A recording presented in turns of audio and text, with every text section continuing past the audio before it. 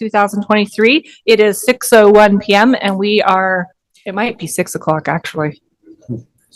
Anyway, we are ready to start. We will start with the Pledge of Allegiance, and Commissioner Gonzalez will lead us in that. I pledge allegiance to the flag of the United States of America and to the republic for which it stands, one nation, under God, indivisible, with liberty and justice for all.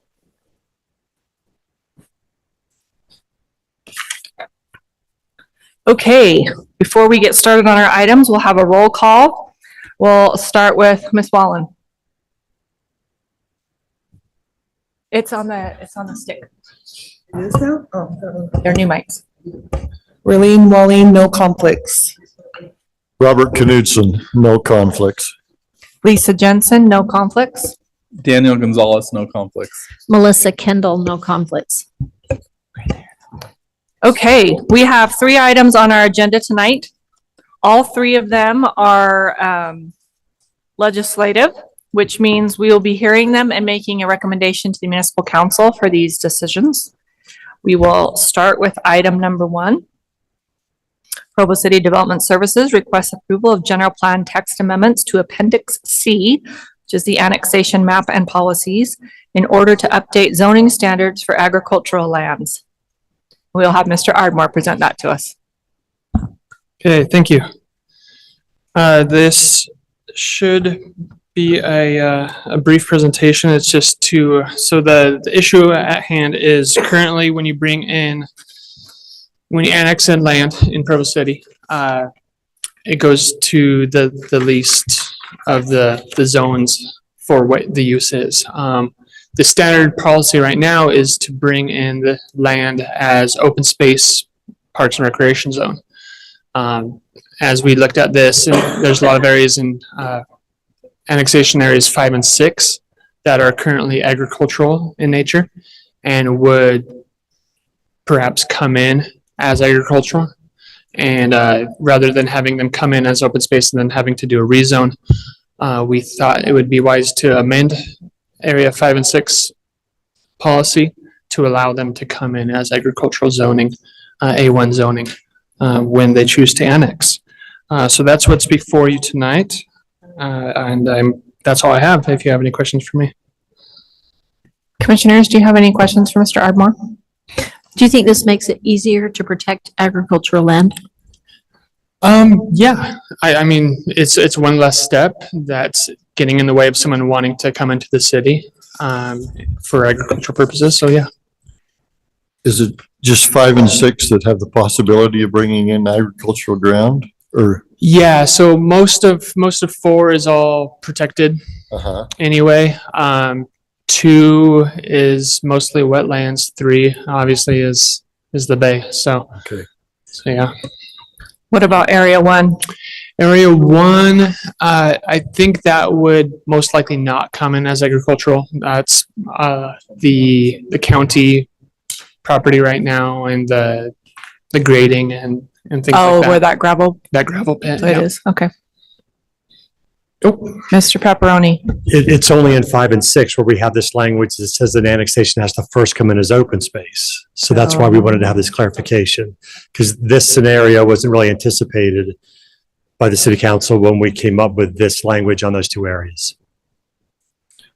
I love the idea, so I'm glad that you're making this an option. I actually wondered that when we talked about the annexation a few months ago. I did have one question in the language on attachment 1. It's actually what's on the screen. It says, so the second to the last line, rezone from the OSPR zone would be required to demonstrate a substantial benefit. So if we're saying in the first half of the paragraph that they can come in as agricultural and not OSPR, should we also say any future development project requiring a rezone from the OSPR or A zones would be required to demonstrate a substantial benefit? And I would do the same thing in Area 6, where it says on that last line after the red, any future development requiring a rezone from the OSPR or A zone. Because if we're saying they can come in that way, then obviously we have 2 zones that they could come in as. So we could add that language in. That was the only thing I found that would be if we're going to clean it up, let's clean it up all the way. Any other questions for Mr. Ardmore? Okay, the city's the applicant on this, correct? So we will go straight to public comment. Are there any neighborhood chairs here? I see no neighborhood chairs or district chairs. Are there any members of the public that would like to speak about this?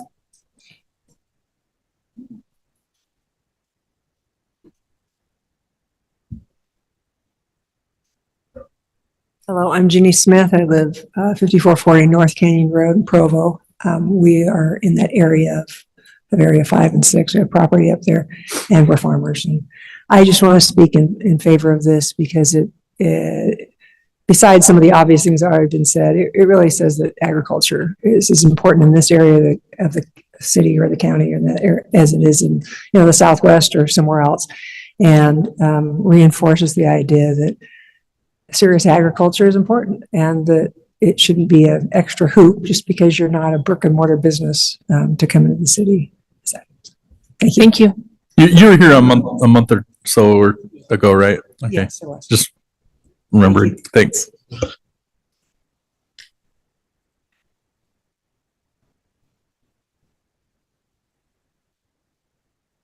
Are we supposed to state our name? Scott Smith. This will affect property that we have in area, I guess it's 5 and 6. And we're looking forward to coming into the city and doing something that my family has done since the 1850s.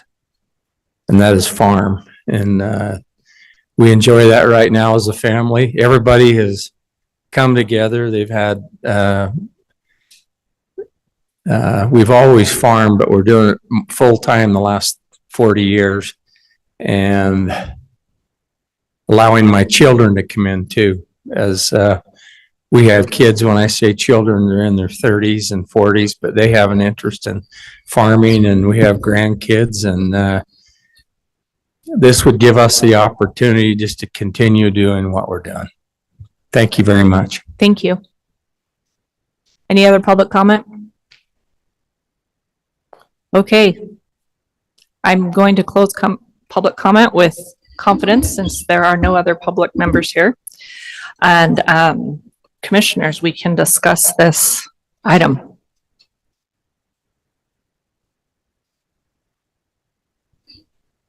Do you feel comfortable with the proposal?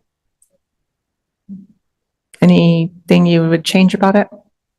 Mr. Gonzalez? Yeah, I feel comfortable. I think when we reviewed the people who made the Smith family petition several meetings ago, we discussed if there's anything in agricultural that would be slipping in that we didn't want, and I think we were comfortable with all those uses because they were restrictive, maybe not as restrictive as OSPR zone, but they're pretty restrictive uses, which I think is safe for the first annexation. Okay. Then if we don't have any concerns or anything we would change or modify, do you have a comment? No. Okay. I would be happy to entertain a motion. I'll make a motion. Mr. Knutson.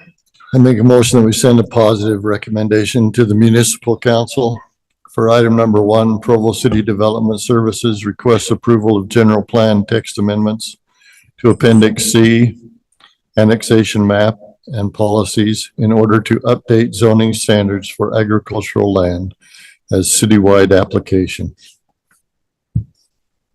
I'll second it. You have a second by Ms. Wallin. Any discussion on the motion? Okay. Ms. Wallin. Aye. Aye. Aye. Aye. And I will also vote aye. So 5 votes in favor of forwarding a positive recommendation to the municipal council for item number 1 as written.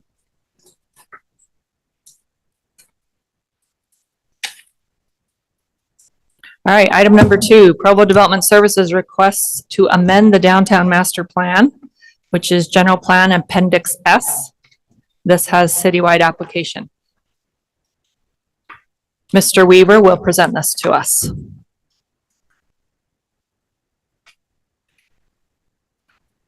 Hi, thank you. I hope you all got the package I left on your doorstep when I left this a couple of weeks ago. This is an updated version of that plan. There was an email sent out yesterday saying that this is the revisions. So this is the most recent copy. No changes have happened between now and then. So to give you a little history of this general plan, well, first of all, this downtown master plan is an Appendix C to the general plan. This is one of three parts of this Appendix C. This is the first part that you have in your hands. This is what was brought to you in 2015, it was enacted, and then now we are amending today. The station area plan was brought to the council back in 2019. That is still part of this plan. That is not part of anything being discussed today. And the appendices with these three listed there, that is new. That is part of this revision to this application, just for clarification purposes. Is that what was in our staff report? Correct. The staff report included, you had the first part and the attachment were the appendices. Thank you. So why are we doing this? We've had tons of growth happen in the city, tons of growth happen in the state. It's actually been a really fun process to go through this. And we've had a new general plan. This is the first neighborhood plan that we get to update to reflect the goals of our new general plan. So adding that in, that was really fun to do. What's happened since this plan was adopted? We've had a lot of growth in downtown, specifically downtown. We have a new city hall. We have new multifamily units, district court, the 200 City View. UVX is downtown. We have a lot of changes that have happened in Provo. And just to kind of broaden the horizon, this is from the Kim Gardner Policy Institute. Utah County is projected to grow an additional 600,000 people between now and 2060. Utah County employment is projected to grow over 340,000 people by 2060. There are a lot of impacts that this growth is going to have within Provo, within downtown Provo. This is the county seat, economic driver. Jobs are here, universities here. We have a lot of things that this could have some implications, and downtown's going to continue to see that growth happening. So to give you some local stats for downtown Provo specifically, the population from 2015 to now has increased from 3,600 to 6,600. Housing units, we've increased almost 1,000 more units from 2015. And let's break it down a little bit. The downtown plan is broken into 5 districts. Now, the downtown neighborhood is one of those included in this, and that entire neighborhood is almost encompassed by this plan. It overlaps a little bit with Mazer and the Joaquin plan, but overall, the districts are through, you got the Dixon neighborhood, Franklin, and others within this, a little bit East Bay, South Franklin. But when you look at this, I think this is actually pretty interesting because you can see how many units we added, but you can see where these units are being built. And the one that strikes the most interest to me is South Temple area, which is where the mill race is going up, and others. We've had seen so many more units being built in that area, 87% change. So what have we done since then? So this process started technically in 2021. There were a couple of open houses then. Then we really ramped up things last summer, and we went to the farmer's market and had an open house. And we went there. We just had a booth, actually. You can see yours truly there. We also went to the rec center and had an open house. And what was the reason why we did these is we thought that this is where people see this growth happening. Let's see what the public input is. And overall, people were really happy with downtown. They really like what's going on here. And we had over 596 respondents respond to the survey. That's huge. I think that's fantastic. I'm going to go through some of the results of the survey, and some of these results are part of the Appendix C, which was included in your staff report. I just think some of the results they're interesting. So where do people live for these results? Majority of them live in downtown Provo. That's great. That's the feedback I want. How old are you? pretty on par for Provo stats. How often do you come downtown? 100 of them come down here daily, and 200 come down at least once a week. Where do you want to go when you come downtown? Pretty even, but restaurants do take the top spot. What does downtown lack? And this is an open-ended question, and we combine some of these together to get these. But these are the type of stores that people want, and this can be a tool within zoning, so we can look and see, okay, people want this. Can we make sure that does the zoning code allow for this or not, and see what metrics we can for that. Where do people, when you come here, how do you get here? People drive, but there's a good amount of people in the suburb that walk and or bike. And how do you, if you drive here, where do you park? Typically on the street, some use a parking garage. This one I thought was interesting. If you would like to live downtown, what type of housing unit would you prefer?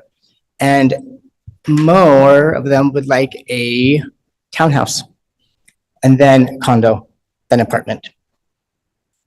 If they strongly wanted to live downtown. If you like to live downtown, would you prefer to rent or own? People want to, if they could live here, they want to own. And then also, how strongly do you agree with these statements? Do you feel safe walking downtown? Do you feel safe biking? A lot of people feel safe walking, not as much biking. We can what improvements can we do? What improvements can this plan do? So what comes to mind when you think of Provo?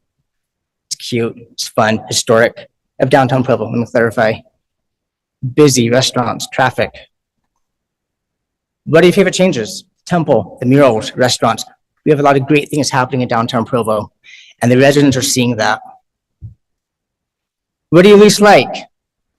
Parking. Does that surprise anybody? Not me. However, new skins on there too, and other things are on there too that are kind of interesting to take a look at. So the biggest changes happening to this, again, this is more of a cosmetic update of a lot of our maps. A lot of the graphics in here are updated. We reaffirmed the general plan goals. We reaffirmed the goals within this document. We went through as staff to look through and see, are we still doing these? What's the status of this? Do we want to continue these things? Overall, most of these goals, a lot of them we've accomplished. Some we have work to do. But this change we did talk about in the study session, and this is the change of the future land use zoning map, shifting from this to the 2023 one. And Lisa and I met a weekish ago, and we discussed this specifically, and I added some text in here illustrating the map of this, what this map does more, and this is talking about, it says explicitly about future rezones within this area, and it gives more context for that clarification purposes.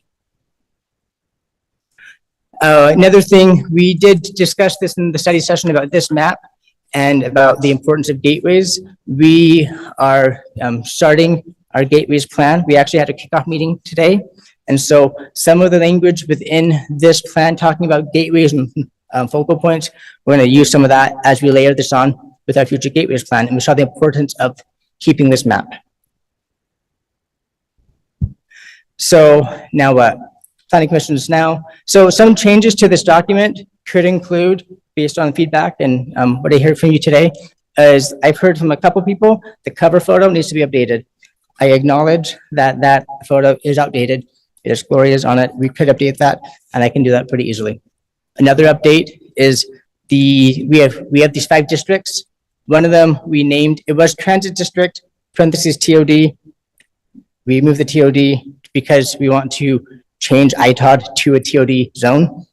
And so I just need to go through and make a couple edits for that.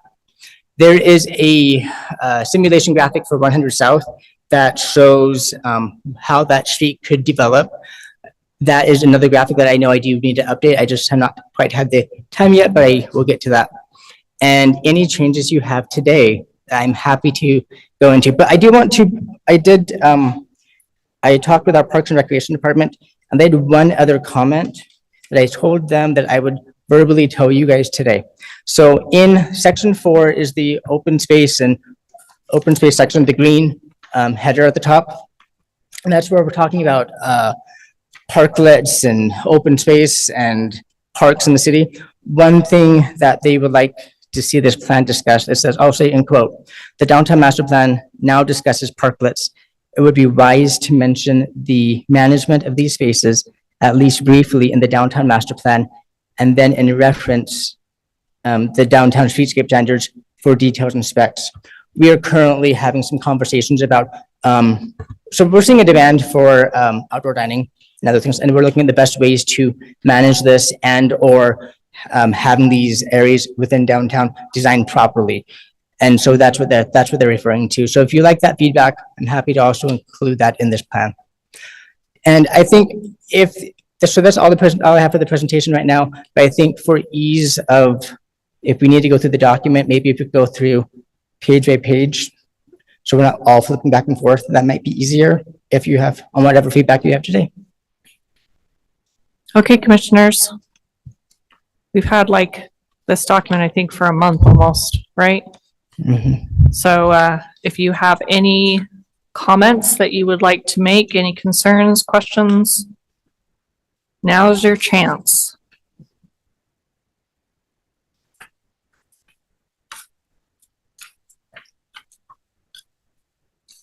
While they're looking, I had a question from what you were presenting.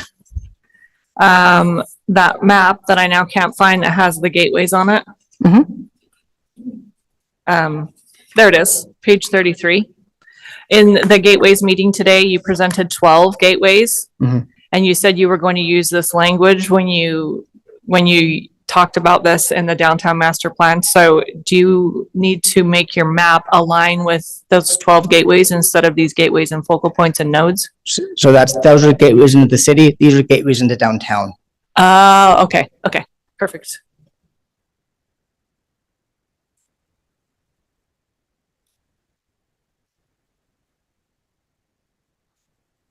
I don't have any comments, but I do have some edits that I'm gonna give to you after the meeting, okay? Okay, Just to help you, just to help make it, that's just kind of my thing, I appreciate that. yeah.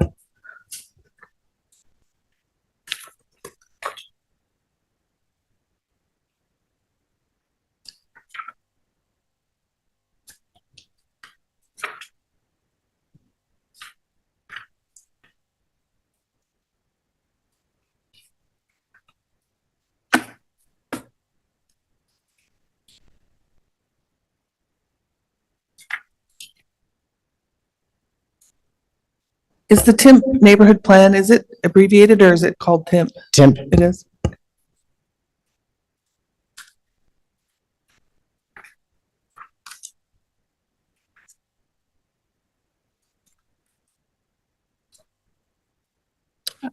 Probably page 4. Underneath downtown North District, it lists all the other plans in that area. I do.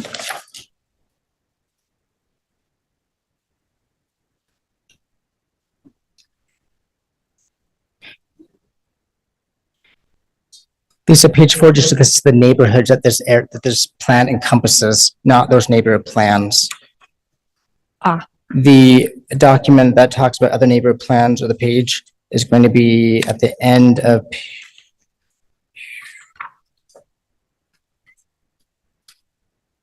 it's page 16. 16 has those plans listed. Thank you. It was the first place I saw TIMP, so I didn't even really read it.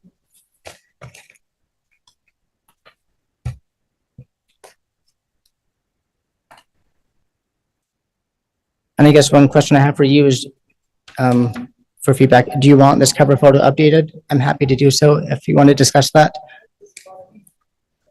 Well, I want it to reflect the businesses that are currently there, because Gloria's Little Italy is not currently there.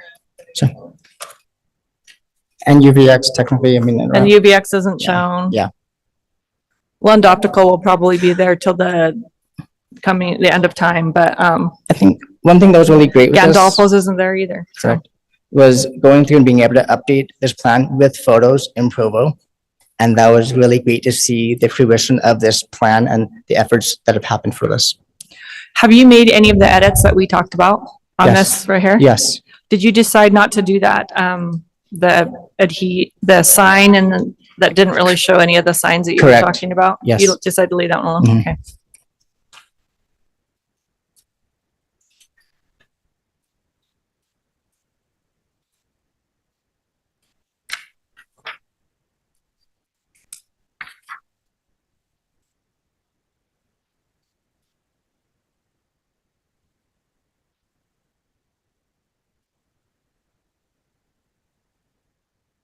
And it looks like you just added labels to these.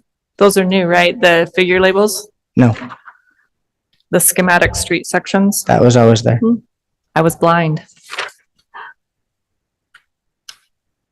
Now you see. Except this one's new. No, The 100 South one. no, that was there before. And you're gonna change the images on these ones? Yes, I will work on that. That's what's written here on the screen. Correct. That's saying I could include that. So yes, I will, if that's your recommendation. And I would like to in general, because since we've had the city hall built to make things match.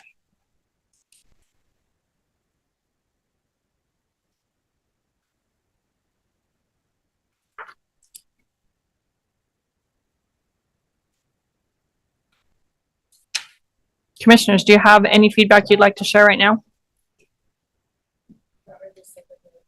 Do you want to have more time to look at it before we have?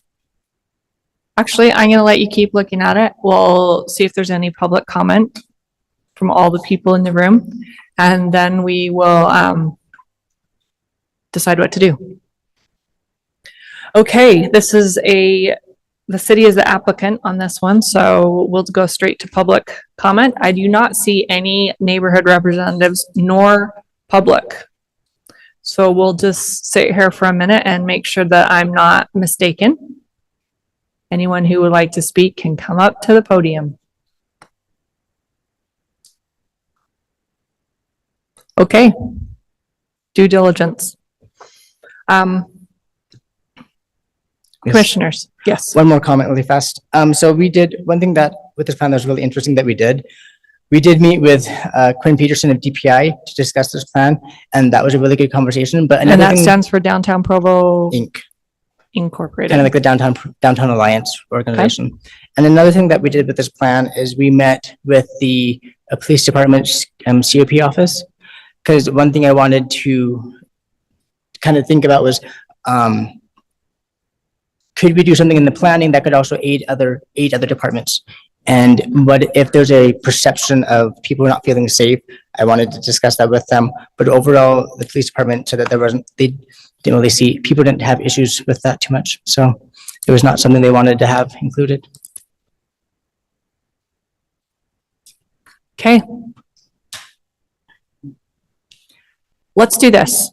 I think typos and formatting things, you can talk to Mr. Weaver about. Is there any substance or ideas or goals that you've heard Mr. Weaver present that you have concerns about or that you even are excited about? Anything you would just like to share with him? We have neither anger nor mirth. Okay. Well then, Arlene, there's some contact information if you would like to share your edits. It's on the screen. Commissioners, I would be happy to entertain a motion if you feel you're ready for one.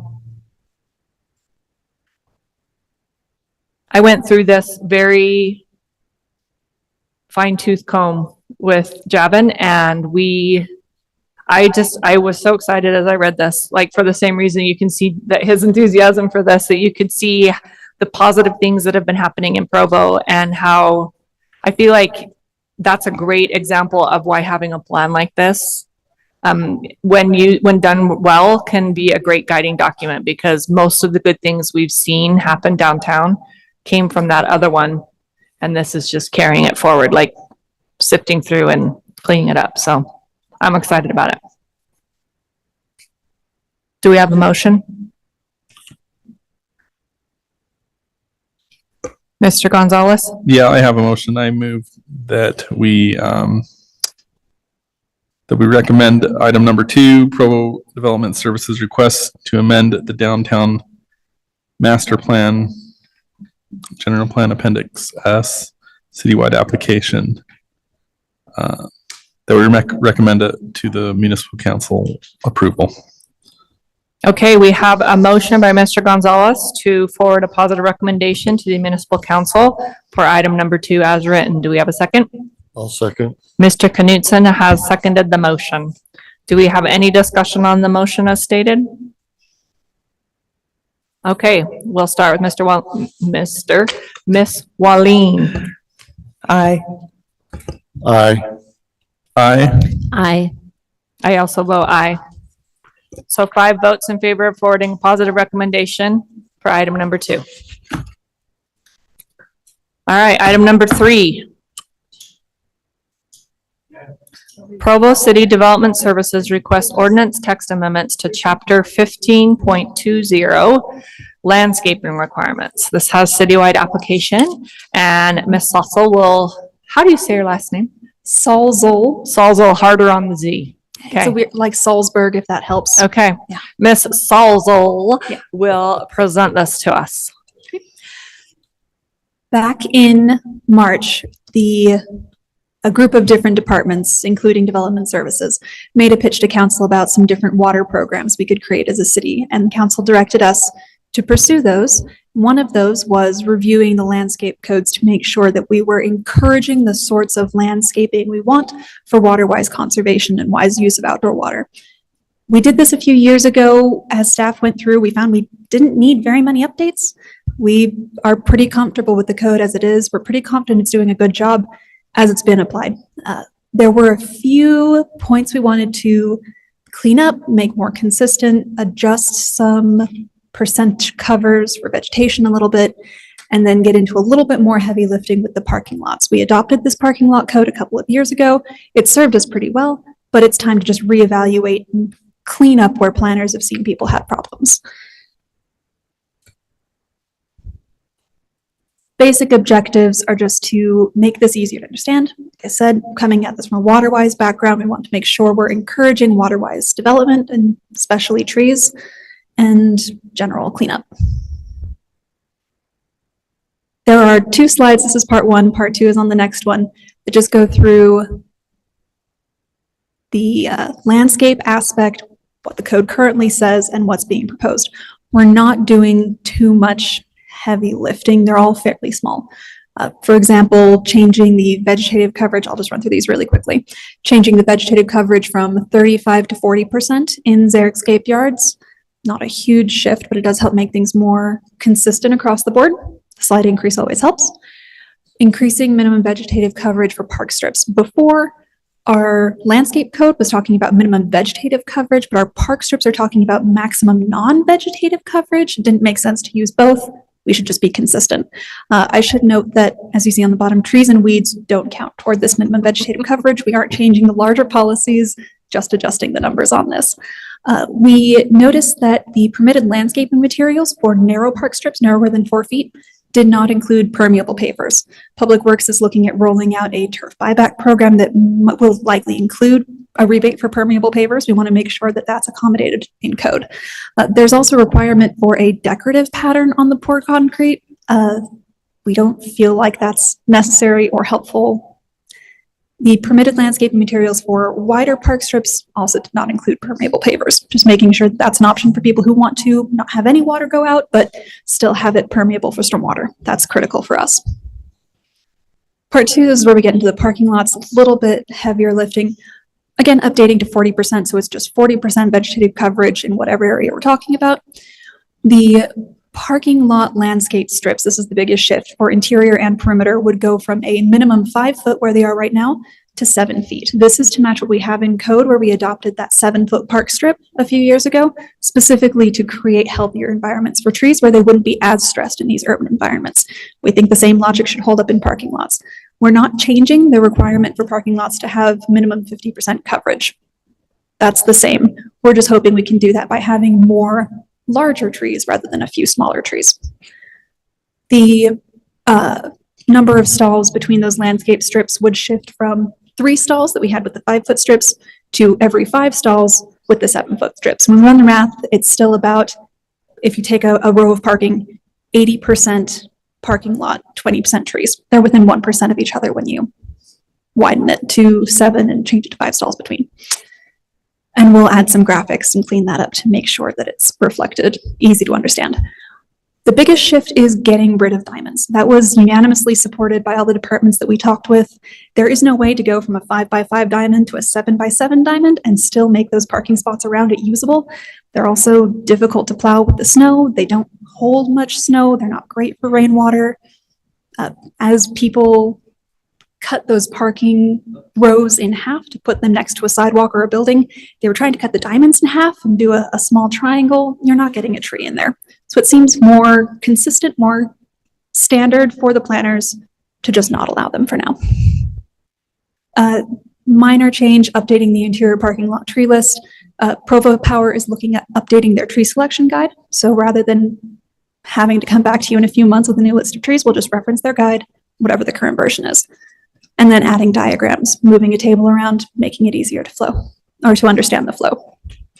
And I should note that this applies only to parking lots with 6 or more spaces, our landscaping code.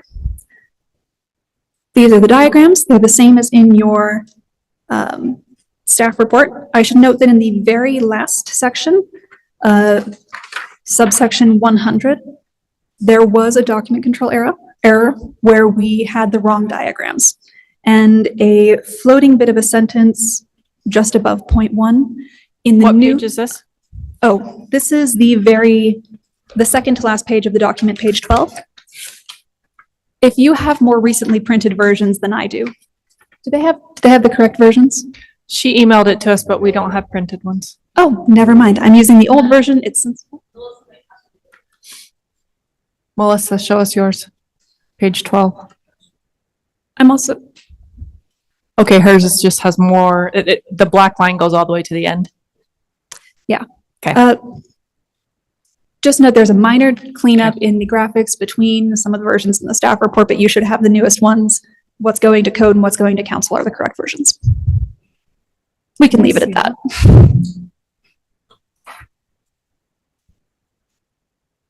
That was actually one of the corrections that I had written down, like, where's this sentence from? I knew you would catch it. That was a reference to me while I was updating the guidelines. And the version of just the raw text draft code that we put in on base was the correct version. That did not make it into the staff report, but we updated that this morning. Okay, commissioners, any questions for Ms. Salzel?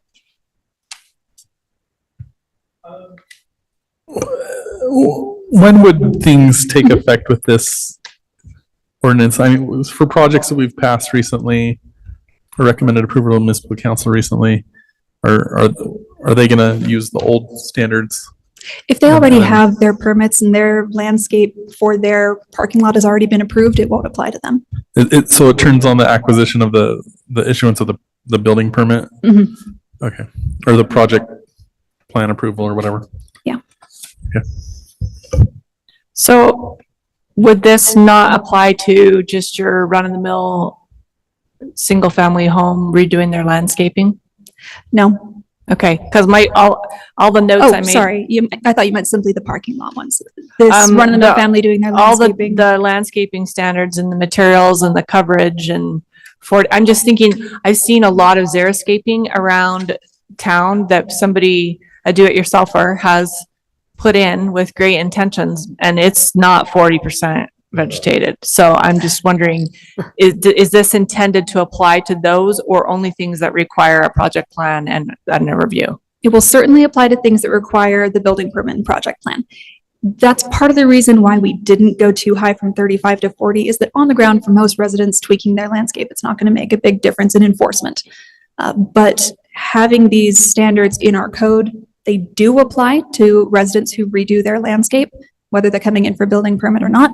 We don't check on that, but it does allow our zoning enforcement officers to stop and have a conversation with someone if they see that they have entirely walked over their yard, if it is killing their street trees, worsening our urban heat island effect. They can have more of an educating discussion about what our requirements are in code and why.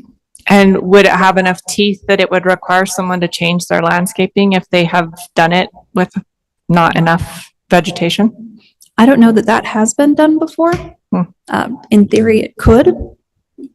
So, The reason I ask is because it's kind of like the trailer ordinance that we were talking about a couple weeks ago, that what good does it do to polish it up and make it have more teeth if the teeth that it has aren't being used?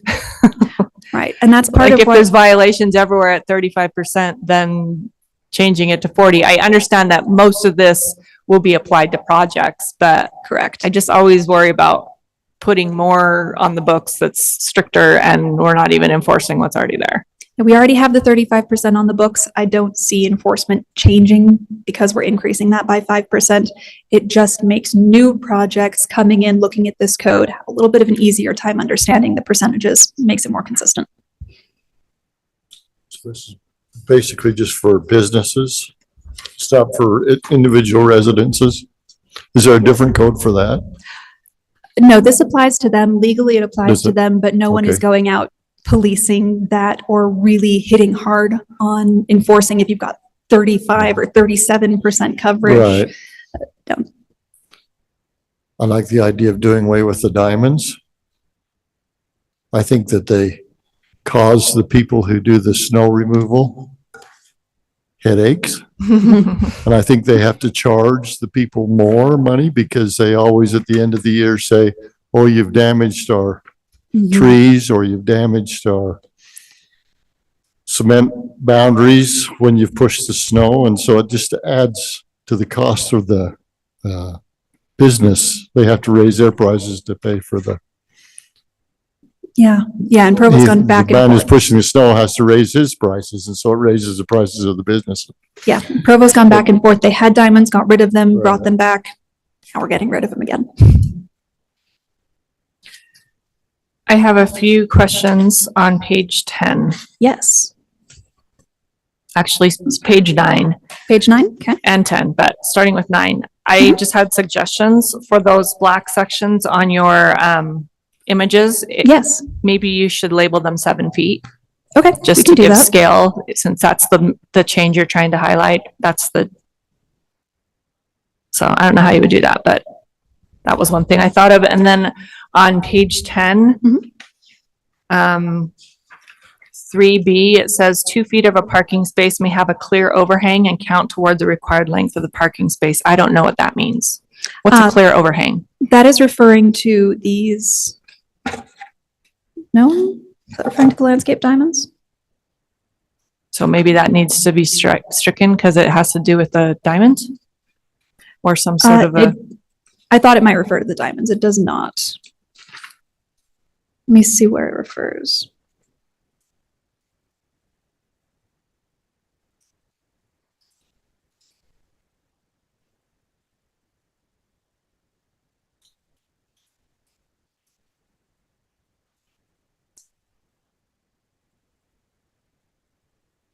I'm not entirely sure about that.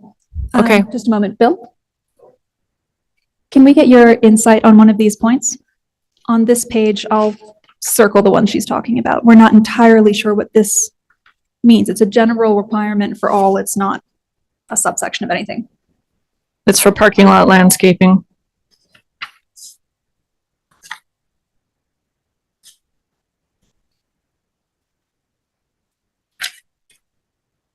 So if the minimum depth for the parking space is 18 feet, is 20 feet, but if 2 feet of that overhangs, we would count it. Okay. So it's universal for all of them. Yes. Okay. And then down on 4A3. So this is supposed to be referring to 4A, which is that the primary plant materials used should be deciduous shade trees. Yet the point is drought tolerant species of turf are encouraged. We can just move those to be B and C instead of 3 and 4. Oh, okay. That sounds awesome. The other one I had was the language that we passed in 2020 or 2021, whenever that was that we last looked at this.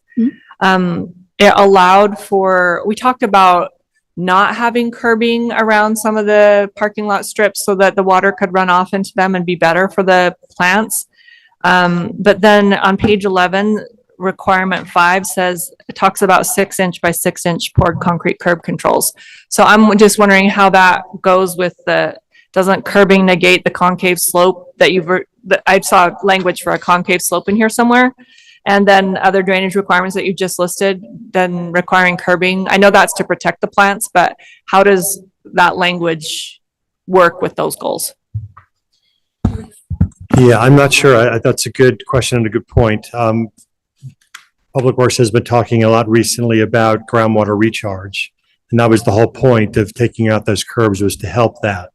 So let me talk to Public Works about that issue and see if we can keep these areas that would not be walled off by curbs. Right, and it does say with drainage inlets, so maybe that would take care of it. So there'll just be a curb instead of an entire boundary. Right. But I know there was extensive discussion when the language was changed a couple of years ago, so I want to make sure we don't lose that retention benefit. And here comes Mr. Day.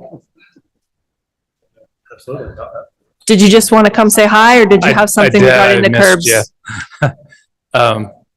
So the curb could be level with the asphalt, but the concrete holds the asphalt in, because if you have an edge of asphalt, it will continue to ravel. So you could have the concrete right against the asphalt to hold it in place, to hold the asphalt in place, but the elevation could be the same, and it could let the water run into the planter.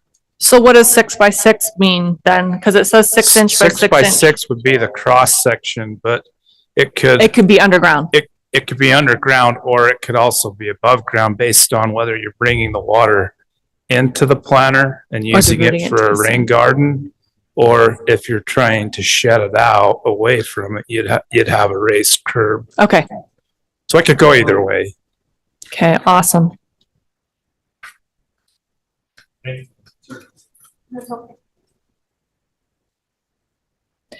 My last one is 6D2.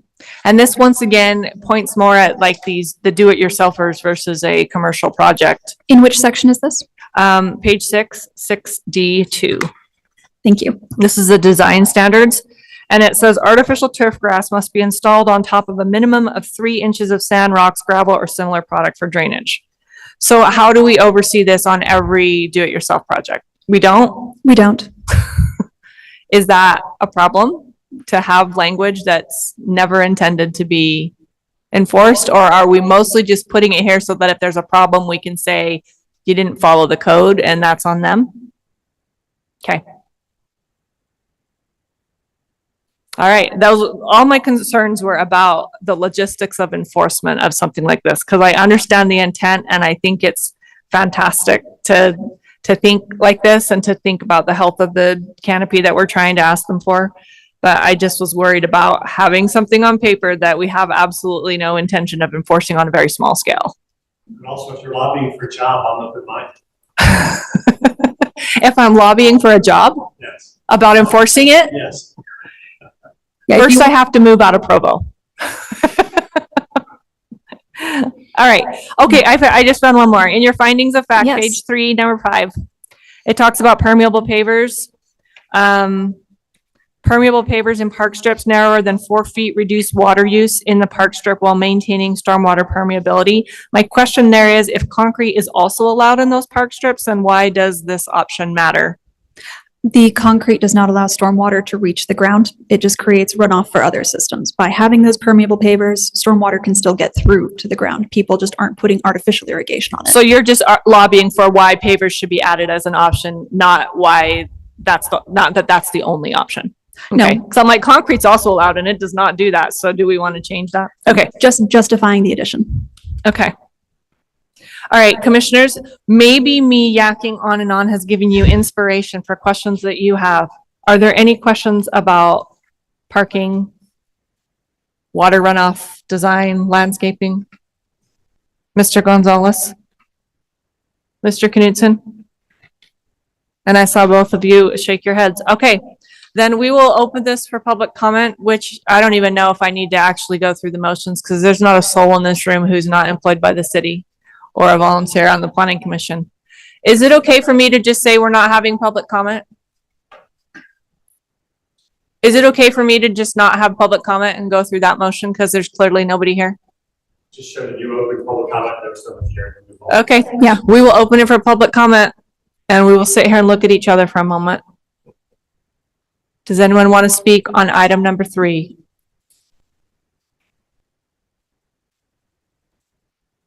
Okay, we'll close public comment. Commissioners, we can discuss this amongst ourselves or go straight to a motion if you're ready for that.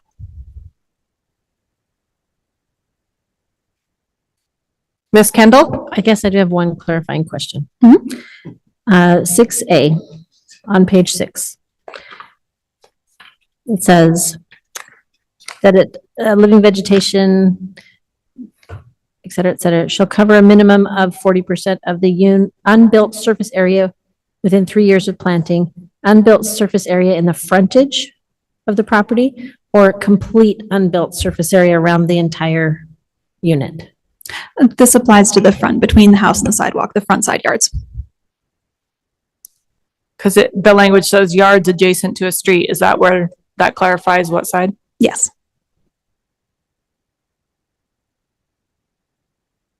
Does that answer your question, Ms. Kendall? Okay. Thank you. Any other comments, questions, clarifications, commissioners? All right. I will happily entertain a motion.